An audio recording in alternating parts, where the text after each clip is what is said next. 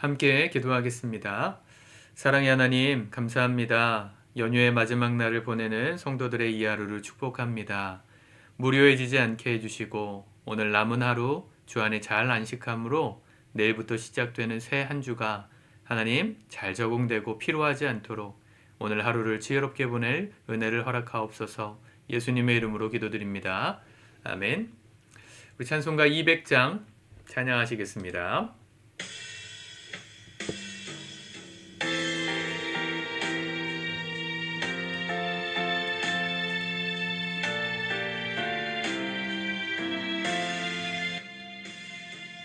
달고 묘한 그 말씀 생명의 말씀은 귀한 그 말씀 진실로 생명의 말씀이 나의 길과 믿음 밝히 보여주니 아름답고 귀한 말씀 생명샘이로다.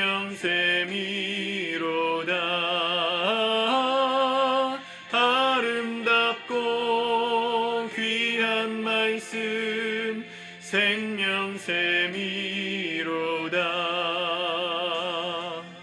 귀한 주님의 말씀은 내 노래 되도다. 모든 사람을 살리는 생명의 말씀은 값도 없이 받아 생명길을 가니 아름답고 귀한 말씀 생명샘이로다. 아름답고 귀한 말씀 생명샘이로다.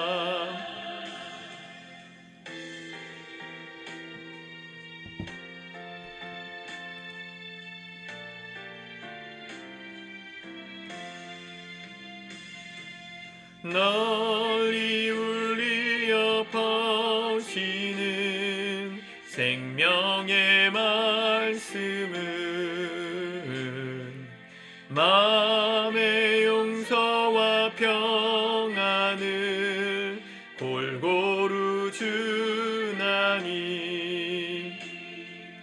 다만 예수 말씀 듣고 복을 받네. 아름답고 귀한 말씀 생명샘이로다. 아름답고 귀한 말씀 생명샘이로다.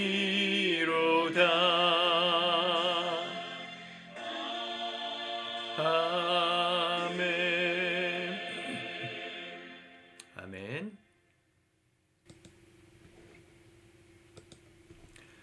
오늘 하나님 말씀은 시편 119편 81절에서 96절까지의 말씀입니다. 우리 같이 먼저 읽고 묵상하겠습니다. 내가 주의 계명들을 믿었사오니 좋은 나의 영혼이 주의 구원을 사모하기에 피곤하오나 나는 주의 말씀을 바라나이다. 나의 말이 주께서 언제나 나를 안위하실까 하면서 내 눈이 주의 말씀을 바라기에 피곤하니이다. 내가 연기 속에 가죽부대같이 되었으나 주의 율례들을 잊지 아니하나이다. 주의 종의 날이 얼마나 되나이까. 나를 핍박하는 자들을 주께서 언제나 심판하시리이까. 주의 법을 따르지 아니하는 교만한 자들이 나를 해하려고 웅덩이를 팠나이다. 주의 모든 계명들은 신실하니이다. 그들이 이유 없이 나를 핍박하오니 나를 도우소서. 그들이 나를 세상에서 거의 멸하였으나 나는 주의 법도들을 버리지 아니하였사오니 주의 인자하심을 따라 나를 살아나게 하소서. 그리하시면 주의 입의 교훈들을 내가 지키리이다. 여호와여, 주의 말씀은 영원히 하늘에 굳게 섰사오며 주의 성실하심은 대대에 이르나이다. 주께서 땅을 세우셨으므로 땅이 항상 있사오니 천지가 주의 규례들대로 오늘까지 있음은 만물이 주의 종이 된 까닭이니이다. 주의 법이 나를 즐거움이 되지 아니하였다면 내가 내 고난 중에 멸망하였으리이다. 내가 주의 법도들을 영원히 잊지 아니하오니 주께서 이것들 때문에 나를 살게 하심이니이다. 나는 주의 것이오니 나를 구원하소서. 내가 주의 법도들만을 찾았나이다. 악인들이 나를 멸하려고 엿보오나 나는 주의 증거들만을 생각하겠나이다. 내가 보니 모든 완전한 것이 다 끝이 있어도 주의 계명들은 심히 넓으니이다. 아멘. 말씀이 조금 이 순서가 잘못돼 가지고 앞부분을 읽다가 다시 81절부터 우리 읽었습니다. 히브리어 자음에 카프 그리고 라멕 이 두 가지의 히브리어로 시작되는 16구절을 보셨습니다. 하나님께서 우리에게 주신 말씀이 어떤 것인가? 말씀의 그 총체성, 이 복음의 총체성을 가르쳐주는 본문이 시편 119편이라고 말씀을 드렸습니다. 복음은요, 우리의 삶의 단편적인 게 아니에요. 복음은 내 죄를 그냥 처리하기 위한 하나의 도구, 단순한 한 부분만 해결하기 위해 주신 게 아니고요. 총체적인 겁니다. 말씀이 우리 안에 삶에 들어오면 우리 모든 걸 바꿔요. 말씀이 우리의 전부가 되면 우리의 삶이 완전히 뒤집어져요. 이 세상의 논리로 흘러가던 나의 삶이 하나님 나라의 방식을 따라 돌아가게 돼 있어요. 이것이 말씀의 총체성이고 복음의 총체성입니다. 하나님은 그 말씀을 온전하게 삶으로 드러내고 경험하고 보여주는 진정한 제자들을 세우길 원하십니다. 워낙 세상의 영향력이 커지다 보니까 말씀대로 살아가는 이 가치가 좀 초라하게 보이는 게 사실입니다. 그걸 따라 사는 사람이 정말 소수이기 때문이죠. 그러나 역사는 언제나 그랬지만 다수에 의해서가 아니라 창조적 소수에 의해서 이끌어져 왔습니다. 세상을 바꾼 것은 다수가 아니고 소수예요. 모든 게 다 그렇습니다. 과학, 문화, 역사, 전쟁, 도덕 다 마찬가지예요. 여러분, 창조적 소수가 되시려면 하나님 말씀에 능통한 자가 되셔야 합니다. 이 말씀이 얼마나 나에게 실제적인가를 가르쳐주는 본문, 이 시편 119편을 열심히 읽으시고 열심히 묵상해 보시기 바래요. 82절부터 보면 84절까지 나의 말이 주께서 언제나 나를 안위하실까 하면서 내 눈이 주의 말씀을 바라기에 피곤하니이다. 내가 연기 속의 가죽부대같이 되었다. 또 84절에 보면 주의 종의 날이 얼마나 되나이까 나를 핍박하는 자들을 주께서 언제나 심판하시리까. 하나님 믿는 사람으로 이 땅에 살다 보면 고난을 당하기 때문에 이렇게 하염없이 하나님의 역사하심을 기다려야 되는 날이 있습니다. 그 간극이 있어요. 하나님이 그 즉각 우리 믿는 자들의 삶에 기적을 베푸시고 또 세상을 심판하시면 참 좋겠는데 하나님이 침묵하시는 것 같은 때가 있습니다. 그때 우리가 해야 될 이 고백을 하는 거예요. 언제 나를 안위하실까? 내 삶을 언제 돌보실까? 이 어려움은 언제 지나갈까? 하면서 뭐래요? 내 눈이 주의 말씀을 바라기에 피곤하니이다. 이 말씀은 말씀 보기 싫다. 말씀 보다가 눈이 시렵다 이런 게 아니고요. 말씀을 너무너무 사모하면서 읽어서 눈이 시릴 정도로, 눈이 피곤해질 정도로 말씀을 놓지 않았다는 반어법입니다. 하나님의 말씀, 언제 더 붙들어야 되나요? 인생에 고난이 있을 때, 하나님의 응답이 더딘 것 같을 때, 그때 이 말씀을 더 우리가 붙들어야 하는 것이죠. 제가 개척을 하고 한동안 집에서 예배를 드릴 때 아침마다 새벽마다 눈이 그냥 떠져서 새벽 기도회를 거실에서 매일 했는데 그때마다 들었던 마음은 뭐냐면 이 말씀을 읽으면 그 말씀을 그렇게 깊이 깨달아졌어요. 제가 평소에 이렇게 글을 남기고 은혜들의 설교문도 쓰고 하는 습관이 없진 않지만 그때만큼 글을 열심히 썼던 때도 없었던 것 같습니다. 그때 매일마다 큐티 책을 가지고 큐티를 했던 내용들이 너무 좋아서 제가 기록을 해놓으려고 페이스북에다 매일 올렸고 그걸 제가 다 모아놨어요. 그러다 보니까 몇 년 동안 큐티가 쌓여서 거의 66권 전체에 해당되는 분량의 큐티 저만의 묵상집이 지금 파일로 갖게 되었거든요. 얼마나 좋은 말씀인지. 근데 그때가 언제였냐면 주님 언제까지 이렇게 힘들어야 합니까? 라를 외칠 때였어요. 하나님 언제 우리 교회가 세워질까요? 언제 함께 예배할 사람들을 보내주실 겁니까? 언제까지 저는 과외를 해야 하는 것이죠? 그때 영어 과외 하면서 생활비 벌 때니까 뭐 그런 기도를 많이 했었어요. 언제까지? 끝이 언젠가?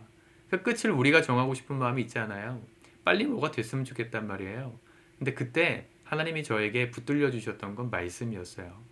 말씀, 어제도 말씀드렸지만 그게 얼마나 나에게 위로가 되고 얼마나 깊은 깨달음이 되고 얼마나 내 마음을 지켜주시는 방패 같은 산성 같은 능력이 되는지를 그때 깨닫게 하셨거든요. 여러분 언제 나를 안위해 주실까 하면서 말씀을 바라는 삶을 피곤할 정도로 하는 것, 그게 우리에게 주시는 사명입니다. 세상은 우리를 이유 없이 핍박해요. 86절 주의 모든 계명들은 신실하니이다. 그들이 이유 없이 나를 핍박하오니 나를 도우소서. 세상이 나를 반대할 때 하나님 믿는다고 유세 떠네? 저렇게 해가지고 어떻게 승진하겠어? 저렇게 백없이 직장 생활하다가 어떻게 임원 되겠어? 라고 말하는 세상 사람들의 조롱 앞에서 우리가 해야 될 것은 그들을 복수하기 위해서 칼을 가는 게 아니고요. 그들을 바라보며 뭐 하는 겁니까? 하나님께 기도하는 겁니다. 나를 도와주십시오.